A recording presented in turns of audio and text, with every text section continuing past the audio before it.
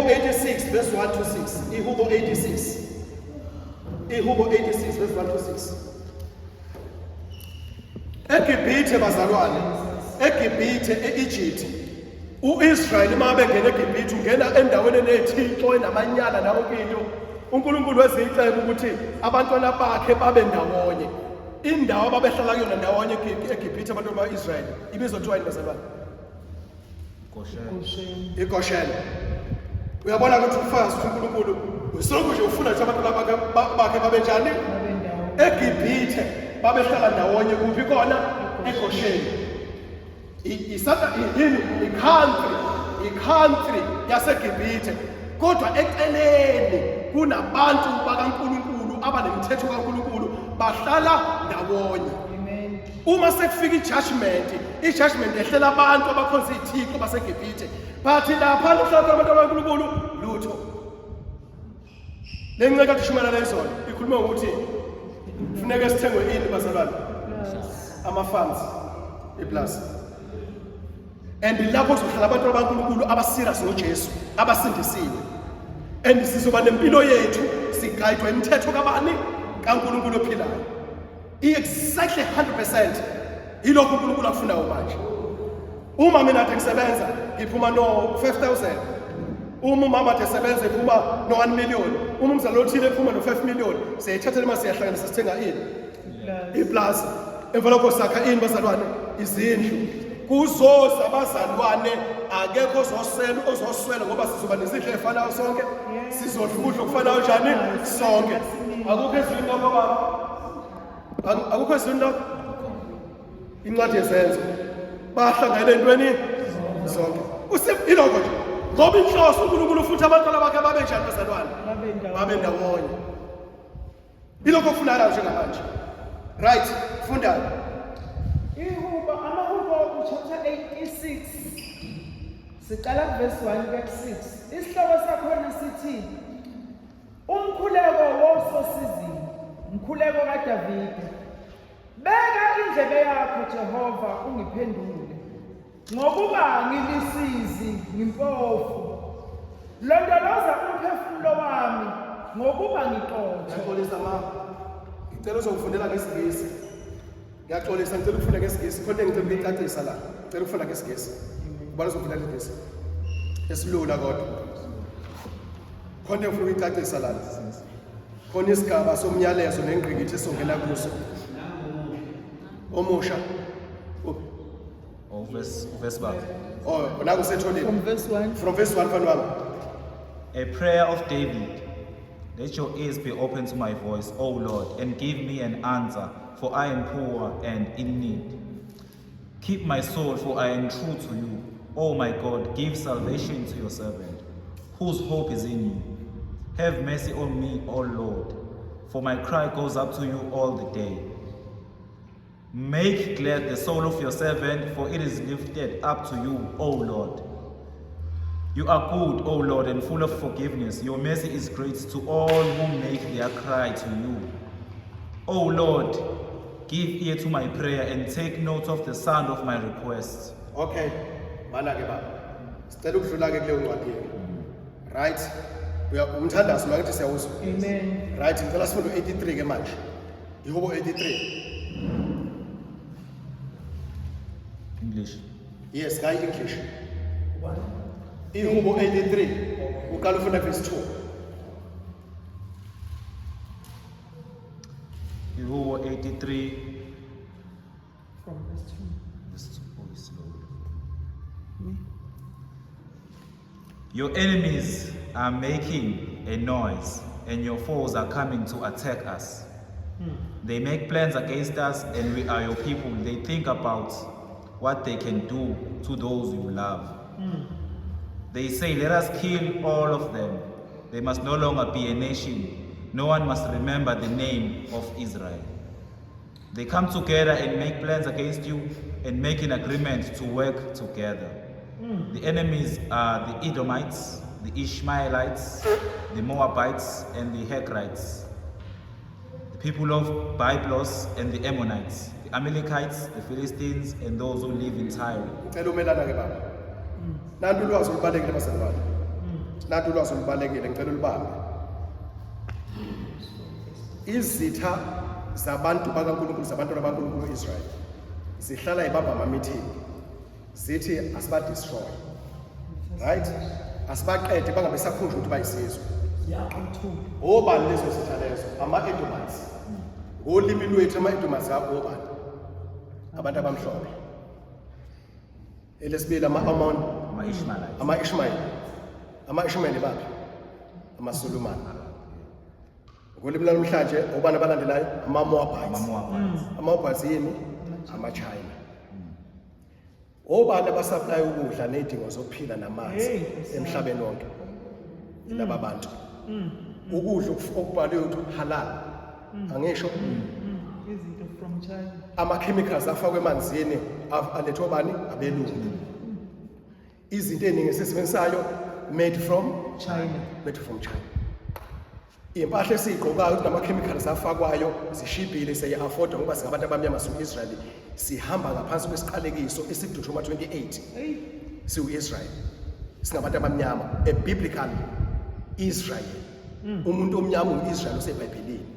Uma wasufunda uDuteronomy 28 uzothola ukuthi iziqhaso uNkulunkulu ekhuluma lapho umuntu omnyama okhulunywa ngayo. Ubuka impilo abantu abamnyama uqhathanisa izinto ekhulunywa lapho kuDuteronomy 28 uzoba uthi nangu umuntu omnyama. Bafuna uqeda umuntu omnyama, bafuna ukumqothula. Nasi isiprofetho niyazi? Yes. Uvesi bani? Verse 4. Cela ufunde ngesiZulu mama. Bathi wozani sibaqothule bengabe besaba isizwe Wozani sibaqothule. negama ka-Israyeli lingabe lisakhunjulwa. All right. Kunento ebizwa kuthiwa i-GMO. I-abbreviation leyo. Imele ukuthini GMO? Genetically modified foods. Igama elithi genetically lisho ukuthi kuhambisana nama-genes uNkulunkulu akudale waba yiwona. Umodified kusho ukuthi aseshintshile. Then ukudla okukhandwayo okushibhile oku-affordable kudliwa ubani kakhulu? Abantu abamnyama. Namhlanje sekuthiwa kune-organic food kade sixoxa nobaba lapha etafuleni. Organic food. Kunjani kuze eWoolworth kubiza? Ku-afford abantu abathile abeklasi ethile. Thina sithenga kuphi thina? Ngobhoxa. Kuyaziwa ukuthi ubani utholakala lapho bazalwane. Ipleniwe lento ukuthi wozani sibaqothule. Ukudla okusibulalayo bazalwane udle sikudlayo khona okunjani bazalwane? Okusibulalayo kuba ikhona siku-affordayo. Asisakwazi ukuyilimela ngoba sikhishiwe thina kwimvelo yethu njengo-Israyeli njengomuntu omnyama ukuthi siyilimele. Kwathiwa sihambe siyofunda. Uma sifunda safakwe egolidini asikwazi uku-afford izinto ezithile asisakwazi ukuyisebenzela ngezandla zethu njengoba singakwazi uku-exercise umzimba ukuthi siyisebenzele sesiyagula and funeka sigijime sembona futhi basinikeze imithi. Kunamaphilisi akhandiwe to destroy umuntu. Kunomzalwane lapha ekhaya abafundi bambuzile ukuthi wayeka amaphilisi ama-ARVs wathi yebo kuzwe lezo. Yebo ngabayeka amaphilisi e-ARVs. Owaqale nini? 2007 abantu. Usazi? 2009. 2007 lapho nje. Wawayeka nini? 2024. Yindaba uyayeka. Ingoba amaphilisi lawa bayasitshela eklinikhi masiwadla ukuthi azoba nayo inkinga. Nama-side effects adale ezinye izifo. Secondly, awaveli uNkulunkulu ngoba indlela akhandwe ngayo ayamshintsha umuntu indlela akhandeke ngayo. Uthi lo mama bengimi kahle ngineshape. Kodwa namhlanje ungambona mayiqhamuka omunye umuntu uthi abantu ababemazi before adla ama-ARVs abasamboni kahle ukuthi uyena ngoba ushintshile. Ushintshwe yini bazalwane? Amaphilisi. Abanye babakhuphalisa abanye basacisa. Akhandwe ngezinto ezithile zamanyala. Khandwa ngelwane ezingadliwa ezingama-beast ezinobulwane bobusathana uNkulunkulu ayifihla. Akhandwa ngezinto ezithile. Inhloso kaSathane kade ngikusho izolo kuzoshintshwa umuntu kaNkulunkulu. Lo mama wasegolo mama sihlala futhi apha ekhaya bafuna manje wa-realize ukuthi kahle hle amaphilisi akaSathane. Wathi mayizwa thina sikhuluma le message okudela konke wathi nasi kade ngifunda. Mhlanje uphila ngaphandle kwamaphilisi. Umqemane. uyafakaza ukuthi ngiyahlaseleka njengawo wonke umuntu ohlaselekayo phinde kudlule ngibe right ngiphilile ngi-right. Alibonge igama likaJesu. Amandla kaJesu Kristu. Right, iplan emhlabeni usathane usebenza ngabantu abanemali. Usebenza ngalezi zizwe lezi zingamfuna uNkulunkulu ezibalelana. Mhlawumbe lo bantu ihubo balese fonini 83 from verse 2 to 6. Laba bantu bazalwane. All right. Alibonge igama likaJesu. La kwaSizulu Natal eminyakeni o100 edlule.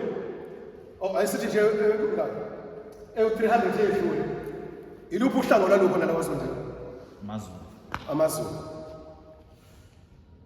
Kwenzakalani namhlanje obani abakhona sekunjani namhlanje? Sekugcwele zonke inhlanga. Alikho iNdiya, alikho iSulumane, ayekho umlungu, alikho iChina. Bese kanjani lana? Ingoba lapha khona uIsrael bayamfuna bamtargetini. Bafuna uqeda ngayo. Obani abanamandla abapowerful abaphethe umnotho ngibona. Obani abazigqila abamnyama.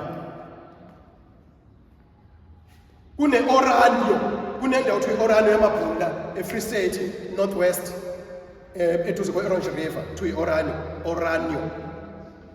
Bayiphilela banemali yabo, i-currency yabo, banenkolo yabo, banomthetho wabo, kodwa bangaphansi kwe-South Africa, ukuthi i-South Africa yaba-affect. Sihlulwa yini ukuthi siyibandla senze loo nto bazalwane. Lapha ekhaya abafundi sizama loo nto-ke. And uNkulunkulu uyayibambela nje manje abantu yabaletha. Siyayilimela. Sifuna ukuphuma kulokudla lokho okumodified, genetically modified, okufaka upoison. And siyathanda. Sifundela ukuthi sibonakale nengane zethu. Namanje ngikwenza. La ngikosikazi. Bengibakhipha mangiholile siyodla endaweni ephezulu ngathi ngiyabajabulisa. Kanti ngiyodla ukudla okunopoison. Lately sithola information ku social media ukuthi ilokuzana in McDonald's. McDonald's njoba kunamabhega khona amnandi njena. Akhandwe ngecuza abantu. Nyama yomuntu. And kuma video lana ku YouTube kunema video avezwayo kunamabhutshe enyama zabantu ayavezwa. Avezwa umuntu enqunyeni. Kunenyama uthi mongena ko Shoprite uthi uyayipheka, I understand the taste yenyama enjani lena. Kodwa ngoba manje iprice ishibhilwe ithanda. Enye yangihlulisa, angiyena umuntu ohlulwa ukudla isinto kanjani. Ngahluleka yachithwa. Sake sathenga ngama-80s ekhawathi uyinyama mayibekwe phezulu kwetafula ebusuku yayikhanya. Ikhanya. Abanye bathi inyama yehasha, abanye ngazi bethi inyama yani. U-Israel umuntu omnyama ufuna ngayo yonke indlela. Sidla yonke into efikayo, ama-chips akhandwayo, udoti, but ugcwala kakhulu enganeni kuma-public schools engane zabantu abamnyama. Mase ukuthi ikhandwe ngani lento lena? Lama-chips athandwa zingane zethu indlovu. Yonke lento amagama maningi akhandwe obani? AmaSulumane. Awekho la eBhayibhelini? Akhona. Ngeke kwathole kunemzalo. Ngeke uthole umama behleli phansi bedosela ama-chips ekona zamaSulumane e-private. Nezabelungu. Abakudli bona. Kodwa kuthiwa yithini? Kufezeka lesiprofethi bazalwane. uJesu uzosikhulula ngani zakwethu, ngiyanicela. uJesu uzosikhulula, sivumeni ukudela konke. Yabona nje manje sengivala i-digital ID lezayo. Uma ungafuni ukuphuma kwi-system izokulahlekela imali yakho. Lezi ngane lezi nje bayifunda njena bazoyinikeza i-digital ID. Okwazi usunikele ngayo kuSathane lengane. Uma beke bathatha ama-digital ID abantwana njengoba beseyikoleni nje kaSathane bazothatha i-digital kaSathane. Ile ngane seyikaSathane ke manje futhi. Right? Ngiyaxolisa ngikusho inhlonipho lokho bazalwane. Ningizwe kahle. Njengoba sihlelana lokushinje. Nizalulelana niyazenye indawo. I-strategy lesi saphlele kudala esidala uthi abantu baqoqwe kanjena. USathane wayazi uzofika lesi sikhathi. Uma uthiwa manje udela konke nje manje. Uma ungayithatha i-digital ID uzokhokhela ngani ugesi? Uzokhokhela ngani amanzi? Ama-rent uzokhokhela kanjani? Uzothenga kanjani ukudla? Uzophila kanjani ngoba nomhlaba elokushini mncane? Kwaplan waqedwa ngawe.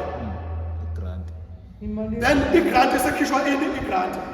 Uma uthi uphila nge-grant uphila nge-pension uzoyithola kanjani ungayithathanga i-digital ID?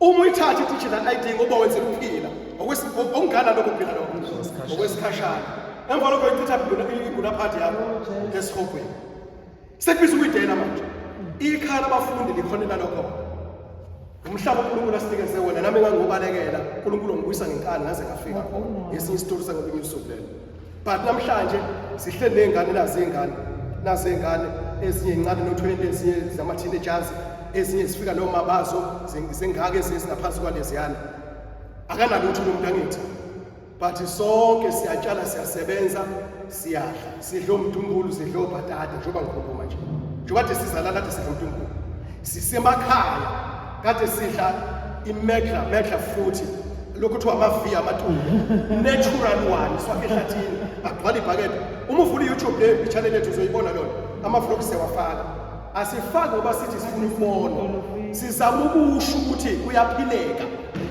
uma siphuma kwisystem kuyaphileka sidlo umdolofiya kuthiwa yini Pinky pie.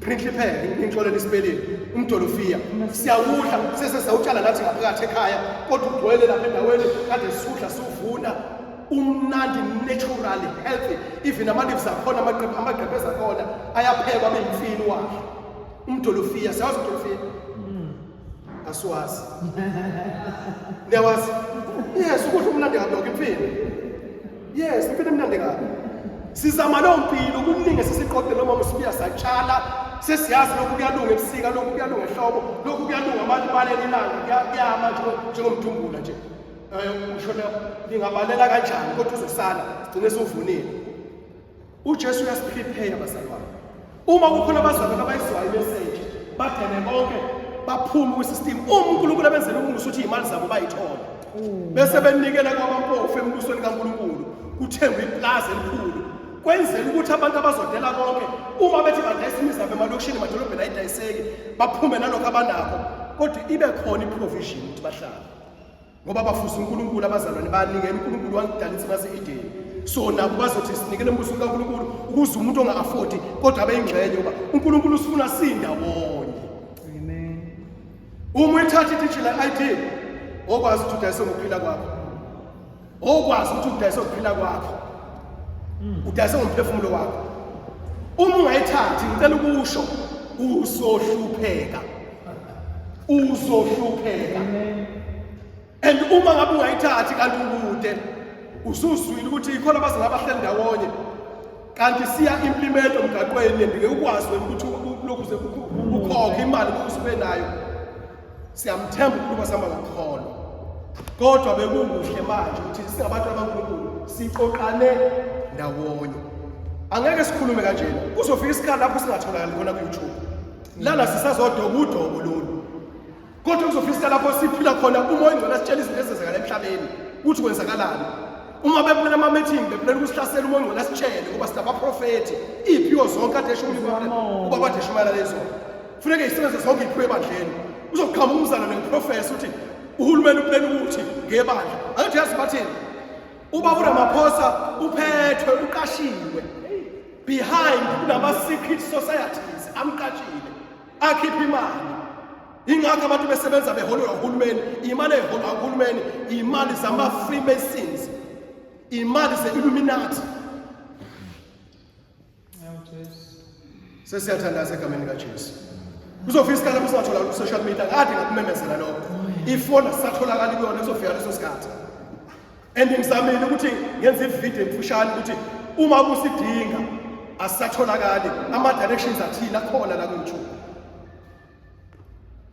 isikhathi siphelile bazalwane ngenxa ukuthi ufuna ukuphila kahle isikhashana u-Esau wadayisa ubuzibulo bakhe elambile okwesikhashana walahlekelwa yi-right yakhe walahlekelwa ilungelo lakhe yingakho namhlanje sihlupha kangaka elwa nathi u-Esau phela u-Esau umlungu ulwa noJakobe umuntu omnyama impi yaprofethi sengaphathi esiswini ubani uma wabo wathi uzwane ngaphakathi Impi kuyahlala. wathi uzukuzu wahamba wathandaza uIsaka wathi izizwe sinjani iziphi izizwe ey'jahana emhlabeni esimnyama nesijani bazalwane nesimhlophe isiphi isizwe esifunwa yozo zonke ezinye izizwe emhlabeni esimnyama. Why? It's because Abraham wazala ngoHagar ama-Ishmaelites.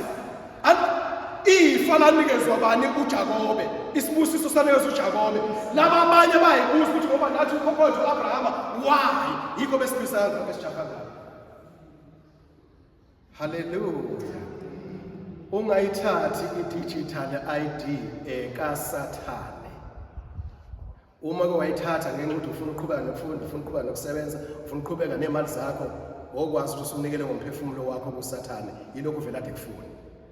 Ama-Illuminati, i-Illuminati phethwe abantu. U-Elon Musk i-Satanist, wanikela ngomphefumulo wakhe. That's why uSathane uhlele engqondweni yakhe. Lokhu kuhlanipha ka-Elon Musk, niyamazi u-Elon Musk. Lokhu kuhlanipha ka-Elon Musk akusiyona ukuhlanipha komuntu wemvelo. uSathane ocontrola ingqondo yakhe. Njobe improve kakhulu technology.